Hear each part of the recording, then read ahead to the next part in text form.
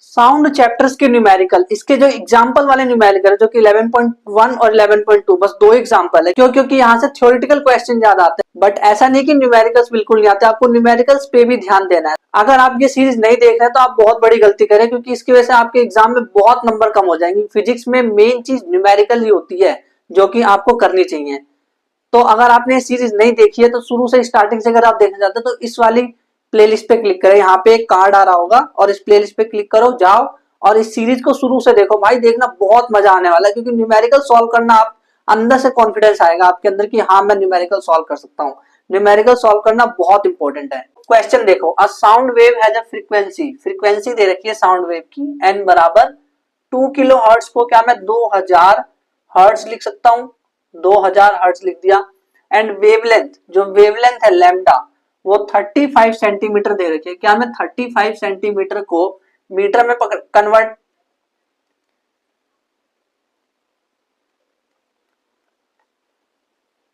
क्या ये centimetre SI unit है? नहीं, तो इसको पहले एसआई यूनिट में यानी मीटर में कन्वर्ट करना पड़ेगा।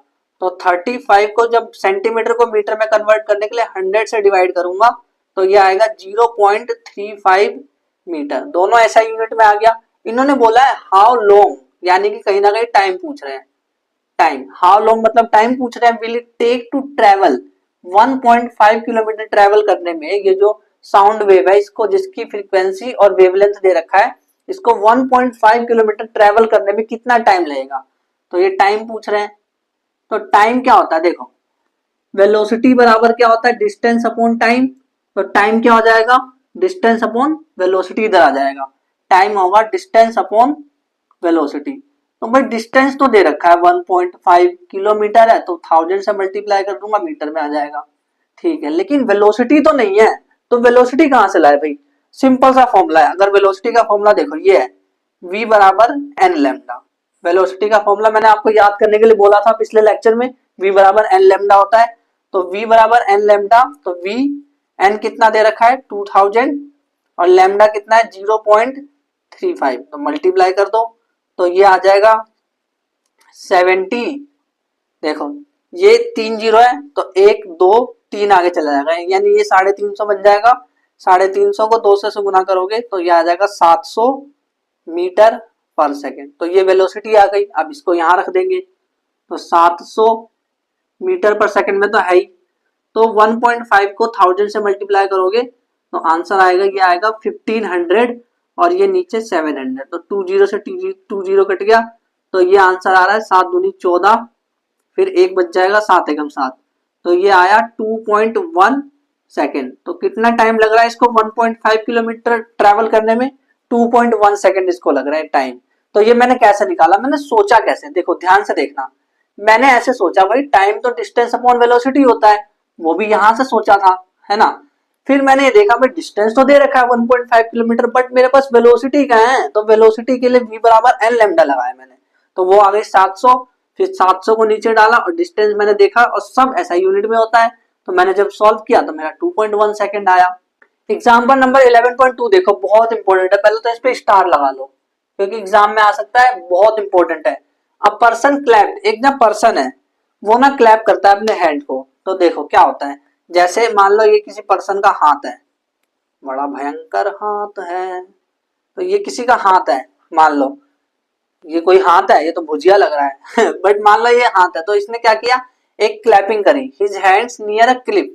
क्लिफ क्या होता है, क्लिफ के सामने यानी कि टीला, एक टीले के सामने, टीला समझते हो ना, जो पहाड़ सा होता है वो होता है टीला, तो वहां पे उसने क्लैपिंग करी ऐसे करके, cliff and heard the echo, और उसने उसकी इको सुनी। इको मतलब समझते हो कि साउंड यहाँ पे जाता है और फिर टकरा के वापस लौट के आता है, तो उसे इको बोलते हैं। तो जैसे उसने ताली बजाई तो वो उससे टीले से टकराई और फिर वापस आई, तो वो उसे कहते हैं इको। और ये कितने देर में हुआ, कितने देर में वापस आई, ये इसको वापस कितनी देर में आवाज आई, इसने सुना, इस जो क्लैपिंग साउंड करी इसने कितनी देर बाद सुना, 2 सेकंड बाद, तो टाइम कितना है 2 second.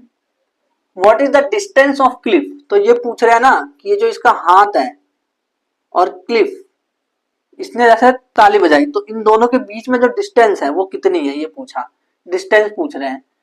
If speed of sound जो v है, स्पीड ऑफ साउंड वो 346 दे रखा है, v दे रखा है 346 मीटर पर सेकेंड। तो हमें डिस्टेंस निकालनी है। अब सुनना ध्यान से, आपको ये पता है ना v बराबर डिस्टेंस अपॉन में टाइम, तो ये पता है तो काम हो जाएगा। ये हम पहले पढ़ के आ चुके हैं मोशन वाले में। तो v कितना है 346 और डिस्टेंस, ये जो डिस्टेंस है ये निकालनी है। अब मेरी बात एक बार ध्यान से सुनना, ध्यान से सुनना। ये जो डिस्टेंस है जो इसने ट्रेवल, ये तो d है, जहां पे ये पर्सन है और जहां पे ये टीला है, ये तो डिस्टेंस d है, इसमें कोई डाउट नहीं है।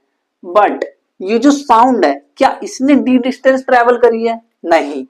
कैसे? ध्यान से सुनना, ध्यान से, एकदम ध्यान बढ़ा लो एकदम। क्यों? जैसे यहाँ पे इसने ये आवाज करी, जैसे यहाँ पे जैसी ताली बजाई, तो भाई d डिस्टेंस गई और d और लौट करके आई है, यानी कि कितने देर 2d लौट करके आई है, d और d 2d हो गया ना। तो इसकी जो डिस्टेंस है, जो एक्चुअल में जो डिस्टेंस साउंड ने ट्रेवल करी है वो d प्लस d यानी 2d है। तो यहाँ पे मैं लिखूंगा d प्लस d जो कि 2d है और टाइम तो 2 सेकेंड है। ठीक है, तो हमें पता क्या करना है, हमें डिस्टेंस पता करनी है ना। तो अब डिस्टेंस पता कर लेते हैं। 346 डाला, 2 मल्टीप्लाई डिस्टेंस, वही तो पता करना है। टाइम 2 सेकेंड दे रखा है, तो 2 और 2 कैंसिल, तो आंसर आया, डिस्टेंस आया 346 मीटर। जो एको वाले सवाल होते हैं ना, एको वाले सवाल, उसमें आप एक चीज याद रखना, अगर आपको रखना है याद, तो कि v बराबर 2d बाई टी हो जाता है। अब ये 2d क्यों हो जाता है? क्योंकि ये टोटल डिस्टेंस है भाई। क्योंकि आप खुद ही सोचो ना, साउंड ने सिर्फ ऐसे थोड़ी ना ट्रेवल किया, सिर्फ इतना थोड़ी ना ट्रेवल किया, साउंड ने d plus d 2d travel करा है। तो इस तरह से इस सवाल को किया जाता है। तो अगर आपको और भी न्यूमेरिकल प्रैक्टिस करना है तो इस वाले प्लेलिस्ट पे क्लिक करो। सारे के सारे जो 9th क्लास की मोशन, जब मोशन है, चाहे फोर्स एंड लो है, कोई से भी चैप्टर है, जितने भी फिजिक्स के चैप्टर है, सबके न्यूमेरिकल्स मैंने इस प्लेलिस्ट में करा दिए। तो जल्दी से जाकर के देखो, मैं आपसे वही मिलूंगा।